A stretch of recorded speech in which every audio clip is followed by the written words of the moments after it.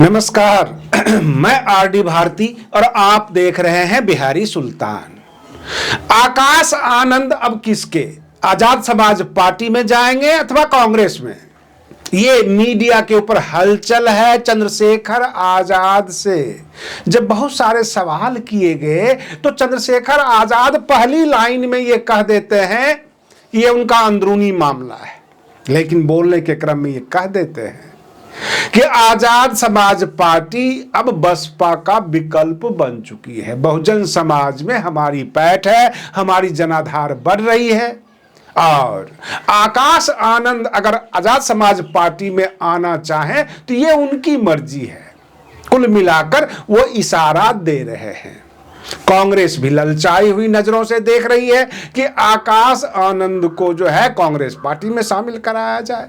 कुल मिलाकर बहन मायावती जी का ये जो प्रकरण है, इसमें सबके सब हमलावर है, चाहते हैं कि पका हुआ आम किसी तरह से लपक लिया जाए और आम बहुजन समाज में लोगों में कहा जाए कि बहन मायावती जी अब खत्म हो चुकी हैं। उनके खुद का सगा भतीजा भाई वगैरह हमारे पार्टी में आ चुका है।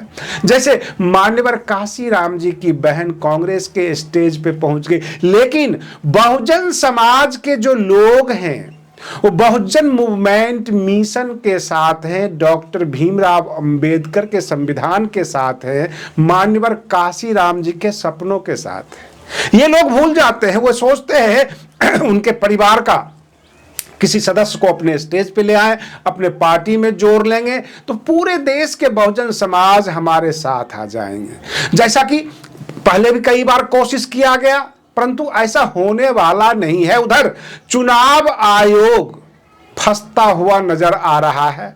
दिल्ली हाई कोर्ट में काफी तगड़ा एक्शन हो गया है। चुनाव आयोग यहां तक फंस चुका है कि हरियाणा, महाराष्ट्र और दिल्ली तीन जगह का विधानसभा का चुनाव भी रद्द कराना पड़ सकता है, क्योंकि मैं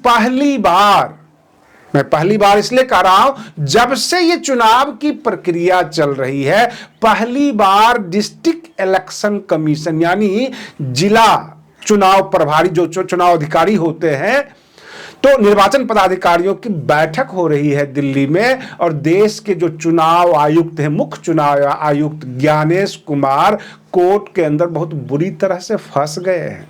मतदाता सूची में गड़बड़ी पूरी तरह से बेनकाब हो चुकी है। एक ही व्यक्ति के कई जगह जो है नाम होते हैं, यानी एक व्यक्ति के हरियाणा के चुनाव वोटर लिस्ट में भी नाम है और पश्चिम बंगाल के वोटर लिस्ट में भी नाम है, बिहार के भी वोटर लिस्ट में नाम है। अब यह देखने को मिल रहा है, कहां से फंसते हुए नजर आ रहे हैं, जहां जहां भाजपा शासित अथवा भाजपा समर्थित सरकार है वहां पे कुछ ज्यादा ही गड़बड़ी पाई गई। पिछले बार कई जगह चुनाव हुआ। हमारे दर्शक ये कह सकते हैं कि आपने कहा दिल्ली विधानसभा चुनाव, महाराष्ट्र विधानसभा चुनाव और हरियाणा विधानसभा चुनाव ये कैंसिल हो सकते हैं, तो फिर झारखंड क्यों नहीं?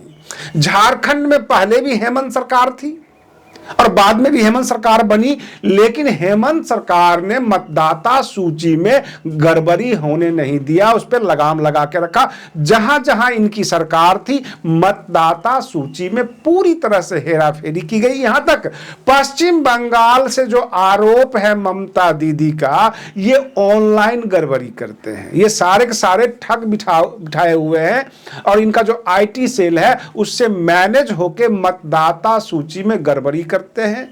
जो हरियाणा, महाराष्ट्र जहां जहां इनकी सरकार है वहां के मतदाताओं को घुसा देते हैं, बिहार, बंगाल, उड़ीसा, हर जगह। और इस तरह से ये चुनाव जीत कर राज्यों में आए हैं। अब प्रश्न ये उठता है कि ज्ञानेश कुमार के पास कोर्ट में जवाब देने के लिए कुछ नहीं है।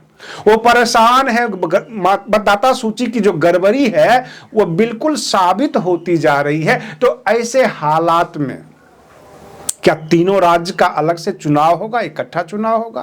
पंजाब में निकाय चुनाव हुआ और चुनाव आयोग तब कटघरे में आ गया कि भाजपा के जो प्रत्याशी थे उनका चुनाव चिन्ह भी डिक्लेयर नहीं था, मतलब चुनाव चिन्ह में गड़बड़ी थी और वोटों की संख्या सबसे ज्यादा वो चुनाव जीत जाते हैं। कहने का मतलब ये है कि मतदाताओं को चुनाव चिन्ह के बारे में पता नहीं, चुनाव आयोग कंफर्म नहीं और चुनाव जीत जाते हैं। तो इसका मतलब है कि बड़े स्तर की धांधली है, बड़े स्तर की लापरवाही है और यह लापरवाही पकड़ी गई है। अब जो अगला डेट फिक्स हुआ है, उस डेट के लिए दिल्ली हाई कोर्ट ने भी और सुप्रीम कोर्ट ने सीधे कह दिया कि या तो जवाब दे दीजिए या चुनाव कैंसिल करवा दीजिए, क्योंकि जो चुनाव हुआ है वो गलत हुआ है। मतदाता सूची में जैसे कि नाम और सन ऑफ दिया जाता है, दोनों एक जैसा ही, और जो फोटो आईडी कार्ड नंबर होता है वह भी एक जैसा ही, बस राज्य अलग अलग होते हैं, यानी पश्चिम बंगाल और एक जगह हरियाणा, बिहार और हरियाणा, इस तरह से। तो कुल मिलाकर कहीं से डेटा उठाया जाता है, उसी डेटा को चिप दिया जाता है। अभी कल की घटना हम आपको बता रहे हैं कि उत्तर प्रदेश सरकार ने एक शातिर ठग के साथ 13,500 करोड़ का MOU साइन कर लिया, यानी मेमोरेंडम ऑफ अंडरस्टैंडिंग होता है कि एग्रीमेंट सरकार ने साइन कर लिया 13,500 करोड़ का, क्योंकि उत्तर प्रदेश के 75 जिले में डेटा सेंटर बनाना था और डेटा सेंटर बनाने वाले सॉफ्टवेयर कंपनी होती है। और वह सॉफ्टवेयर कंपनी ने क्या किया कि 13,500 करोड़ की योगी सरकार का MOU को दिखाकर और आम जनता से 3,000 करोड़ रुपए ठग लिए इन्वेस्टमेंट के नाम पे कि हमें जो है सरकार ने काम दे दिया है। कहने का मतलब यह है कि सरकार की घोर लापरवाही सामने नजर आ रही है, चाहे उनमें योगी सरकार हो जिन्होंने एक फर्जी व्यक्ति को MOU साइन करके दिया 13,500 करोड़ का, कारण कि सरकार ने उसकी जांच नहीं की। दस्तखत करने से पहले, MOU साइन करने से पहले कम से कम जांच पड़ताल करनी थी। चुनाव आयोग केवल केंद्र सरकार की कठपुतली बनकर रह गई है और न चुनाव से पहले कोई तैयारी होती है, न मतदाता सूची का दोबारा जांच होता है कि सही प्रकार से मतदाता सूची बनी है अथवा नहीं। यहां तक जो चुनाव करवाती है चुनाव आयोग, तो उस वक्त उनको यह भी पता नहीं होता है कि किसका कौन सा सिंबल है, यानी बिल्कुल बेहोशी की हालत में चुनाव आयोग चुनाव करा रही है और देश के भविष्य को तय कर देती है। किसके हाथ में देश का भविष्य जाएगा यह कहना मुश्किल है। अब रही बात ये तमाम लापरवाही पकड़ी गई सर्वोच्च न्यायालय के अंदर। प्रशांत किशोर सरकार के ऊपर पूरा हमलावर थे और कोर्ट को रोकने की वजह नहीं मिल रही थी। चुनाव आयोग से सवाल हो रहे थे और चुनाव आयोग सवालों का जवाब देने में सक्षम नहीं था।